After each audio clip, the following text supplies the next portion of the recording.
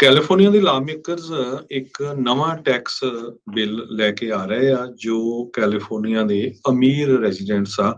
ਉਹਨਾਂ ਦੇ ਲਈ ਕਹਿੰਦੇ ਭਈ 1.5% ਐਕਸਟਰਾ ਟੈਕਸ ਉਹਨਾਂ ਦੇ ਉੱਤੇ ਲਾਇਆ ਜਾਊਗਾ ਜਿਨ੍ਹਾਂ ਦੀ ਨੈਟ ਵਰਥ 1 ਬਿਲੀਅਨ ਤੋਂ ਉੱਪਰ ਹੈਗੀ ਆ 1% ਟੈਕਸ ਉਹਨਾਂ ਤੇ ਲਾਇਆ ਜਾਊਗਾ ਜਿਨ੍ਹਾਂ ਦੀ ਨੈਟ ਵਰਥ 50 ਮਿਲੀਅਨ ਤੋਂ ਉੱਪਰ ਹੈਗੀ ਆ ਸੋ ਇਹਦੇ ਨਾਲ state of California 21.6 billion dollar ਹਰ ਸਾਲ ਜਨਰੇਟ ਕਰੂਗੀ ਪਰ ਨਿਊਯਾਰਕ ਤੇ ਜੋ ਕੈਲੀਫੋਰਨੀਆ ਦੋ ਸਟੇਟਸ ਆ ਇੱਥੇ ਦੇ ਜੋ ਅਮੀਰ ਆ ਬਹੁਤ ਉਹ ਟੈਕਸ ਨੂੰ ਲੈ ਕੇ ਕਾਫੀ ਜੋ ਅਪਸੈਟ ਆ ਤੇ ਬਹੁਤ ਜਿਹੜੀਆਂ ਹੋਰ ਸਟੇਟਸ ਹੈਗੀਆਂ ਆ ਉਹਨਾਂ ਦੇ ਵਿੱਚ ਜਿੱਥੇ ਘੱਟ ਟੈਕਸ ਆ ਚਾਹੇ ਉਹ ਨਵਾਡਾ ਆ ਜਾਂ ਹੋਰ ਉਹਨਾਂ ਸਟੇਟਸ ਵੱਲ ਮੂਵ ਹੋਣ ਦੀ ਕੋਸ਼ਿਸ਼ ਕਰ ਰਹੇ ਹੈਗੇ ਆ ਸੋ ਕੈਲੀਫੋਰਨੀਆ ਤੋਂ ਬਿਨਾਂ ਹੋਰ ਸਟੇਟਸ ਨੇ ਵੀ ਅਮੀਰ ਲੋਕਾਂ ਦੇ ਉੱਤੇ ਜੋ ਟੈਕਸ ਲਾਇਆ ਆ ਜਿਨ੍ਹਾਂ ਦੇ ਵਿੱਚ ਕਨੈਟੀਕਟ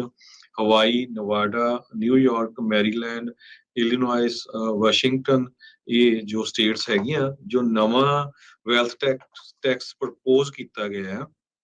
ਇਸ ਨੂੰ ਅਸੈਂਬਲੀ ਮੈਂਬਰ ਐਸ਼ ਕਾਲਰਾ ਸੈਨੋਜ਼ੇ ਤੋਂ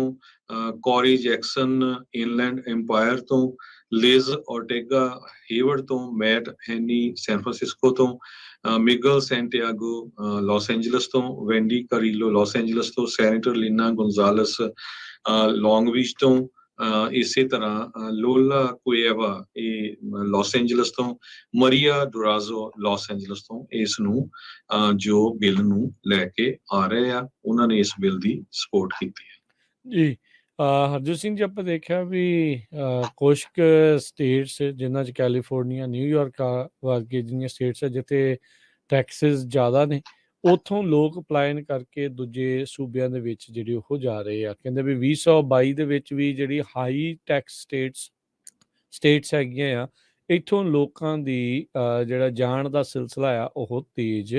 ਹੋਇਆ ਆ ਕਹਿੰਦੇ ਵੀ ਇਹਨਾਂ ਥਾਵਾਂ ਤੋਂ ਜਿਹੜੇ ਲੋਕ ਮੂਵ ਹੋ ਰਹੇ ਆ ਉਹਨਾਂ ਦੇ ਲਈ ਇਸ ਟਾਈਮ ਚੁਣਿੰਦਾ ਪਲੇਸ ਫਲੋਰੀਡਾ ਤੇ ਟੈਕਸਸ ਜਿਹੜੀ ਆ ਉਹ ਬਣੀ ਹੈਗੀ ਆ ਯੂਐਸ ਪਾਪੂਲੇਸ਼ਨ ਜਿਹੜੀ ਆ ਉਹ ਜੁਲਾਈ 2021 ਤੋਂ 2022 ਦੇ ਵਿੱਚ ਮਹਿਜ 0.4% ਜਿਹੜੀ ਉਹ ਵਧੀ ਹੈਗੀ ਆ ਤੇ ਇਹਨਾਂ ਦੇ ਵਿੱਚੋਂ ਵੀ ਜਿਹੜੇ ਲੋਕ ਆ ਉਹ ਲਗਾਤਾਰ ਮੂਵ ਹੋਏ ਹੈਗੇ ਆ ਸੋ ਕਹਿੰਦੇ ਵੀ ਸਨ ਬੈਲਟ ਮਾਈਗ੍ਰੇਸ਼ਨ ਜਿਹੜੀ ਹੋ ਰਹੀ ਆ ਹੋਰ ਮੁਲਕਾਂ ਤੋਂ ਲੋਕ ਮੂਵ ਹੋ ਕੇ ਹੋਰ ਸੂਬਿਆਂ ਤੋਂ ਲੋਕ ਮੂਵ ਹੋ ਕੇ ਤਕਰੀਬਨ 8,70,000 ਲੋਕ ਵਾਰਮਰ ਕਲਾਈਮੇਟਸ ਤੇ ਲੋਅਰ ਟੈਕਸ ਜਿੱਥੇ ਸਟੇਟਸ ਦੇ ਵਿੱਚ ਆ ਉਧਰ ਨੂੰ ਮੂਵ ਹੋਏ ਆ ਤੇ ਇਸ ਦਾ ਸਭ ਤੋਂ ਵੱਧ ਖਾਮਿਆਜ਼ਾ ਜਿਹੜਾ ਆ ਕੈਲੀਫੋਰਨੀਆ ਤੇ ਟੈਕਸਸ ਨੂੰ ਭਰਨਾ ਪੈ ਰਿਹਾ ਆ